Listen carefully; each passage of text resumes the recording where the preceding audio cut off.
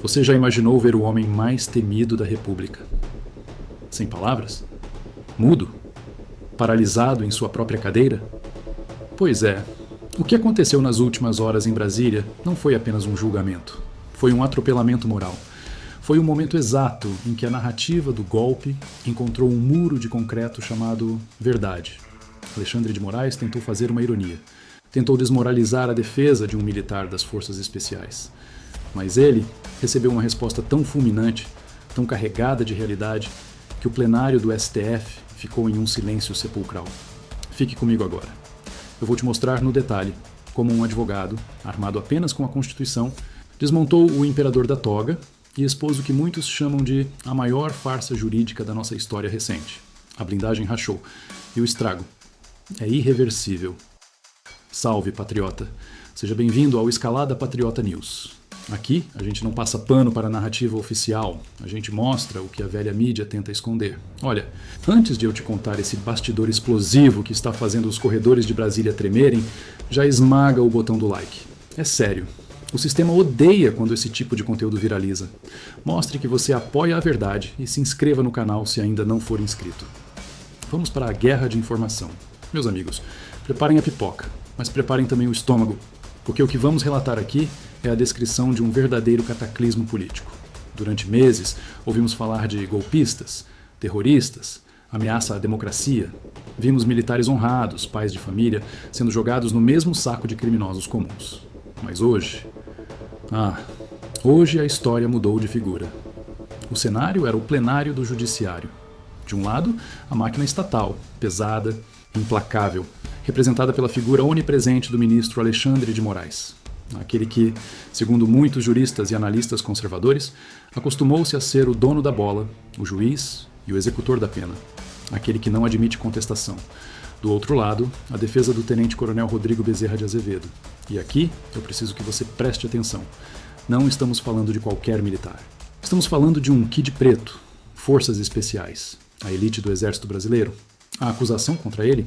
Gravíssima. Segundo a Procuradoria-Geral da República, PGR, esse oficial estaria monitorando o ministro Moraes em Brasília no dia 15 de dezembro de 2022, participando ativamente da tal trama golpista. A narrativa era perfeita para a grande mídia. Um militar de elite caçando um ministro do Supremo. Um prato cheio para criminalizar as Forças Armadas. Mas havia um pequeno problema. Um detalhe que transforma toda essa tese em pó. A defesa, liderada pelo advogado Jeffrey Cicchini, subiu à tribuna, não para pedir clemência, mas para expor uma mentira. O clima era de alta voltagem.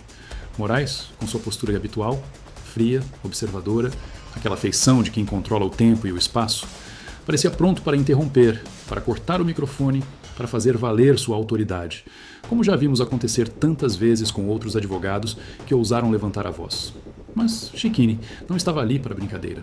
Com uma oratória afiada, o advogado começou a desmontar o castelo de cartas. A acusação dizia: o coronel estava em Brasília, dia 15, monitorando o ministro. A realidade, provada com fatos.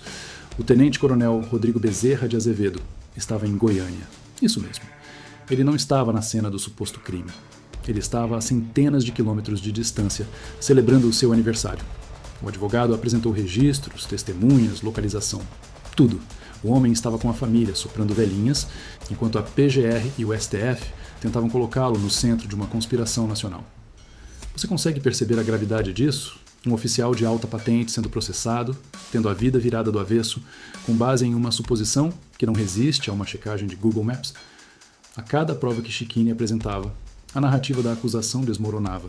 O tal monitoramento não existia. A tese de golpe, naquele contexto, virava fumaça.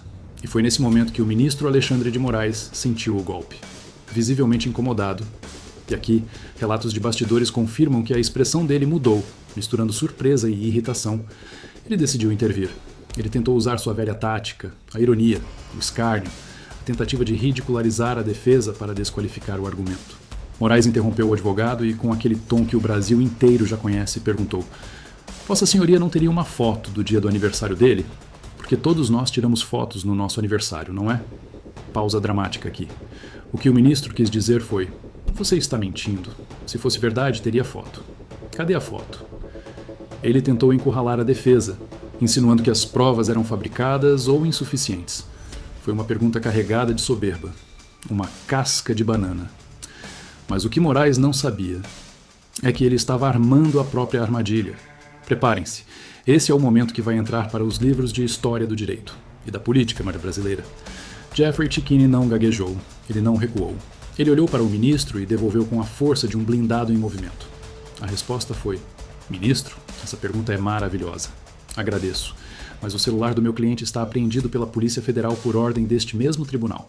Se o senhor quiser, suspenda o julgamento e peça à Polícia Federal para liberar as fotos. Assim, todos poderemos ver a verdade. Bom, vocês entenderam o que aconteceu ali? O advogado disse, na cara do sistema. Vocês prenderam o celular dele. Vocês têm a prova da inocência dele nas mãos de vocês. Vocês escondem a prova e depois cobram que a gente apresente?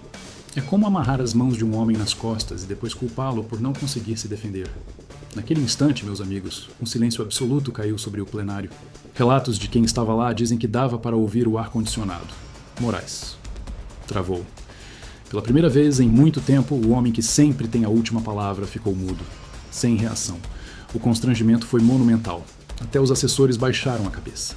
A resposta do advogado escancarou o que a direita vem denunciando há meses: o cerceamento de defesa, o lawfare.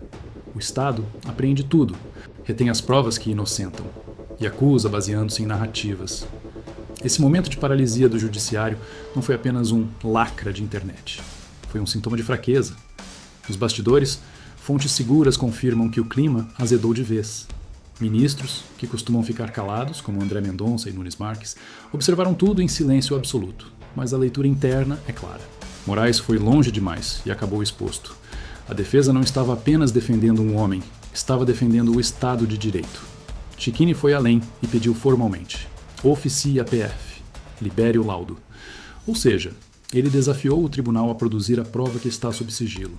Se a foto aparecer, e a defesa garante que ela está lá, fica provado não apenas a inocência do coronel, mas a má-fé ou a incompetência grosseira da acusação. Isso expõe a fragilidade de todo o inquérito dos atos antidemocráticos. Quantos outros estão presos ou processados sem que a defesa tenha acesso às provas que os inocentam? Quantas vidas foram destruídas com base em geolocalização errada ou suposições de monitoramento que nunca aconteceu? O que vimos hoje foi um advogado, sozinho, desarmado de poder político, mas armado de coragem, peitar o sistema. Ele mostrou que o rei pode estar nu. A pergunta que fica agora é: o que o STF vai fazer? Vão liberar as fotos? Vão admitir o erro? Ou vão tentar abafar, como sempre? A blindagem está rachando. As fissuras no dique da narrativa estão jorrando água. Jeffrey Cicchini provou que, mesmo diante da tirania velada, ainda existem brasileiros dispostos a lutar. O Kids Preto não estava em Brasília. Ele estava em casa. E a Polícia Federal sabe disso. O ministro sabe disso. Mas precisou de um momento de coragem para que essa verdade fosse esfregada na cara do Brasil. O caminhão da verdade passou por cima da arrogância. E dessa vez não teve toga que protegesse. Nós vamos continuar acompanhando cada passo desse processo. Se o laudo aparecer, nós seremos os primeiros a mostrar aqui. Agora, eu quero ouvir você. Essa atitude do advogado foi estratégia genial ou apenas um ato de desespero? E o silêncio de Moraes, o que significa para você? Comenta aqui embaixo. O sistema tremeu. Eu quero ver 1000 comentários com essa frase para mostrar nossa força. Não esqueça de se inscrever no Escalada Patriota News. Aqui a gente fala o que os outros calam. Compartilhe esse vídeo no grupo da família, no grupo do Zap. A verdade precisa chegar a todos. Um forte abraço, Selva, e até a próxima.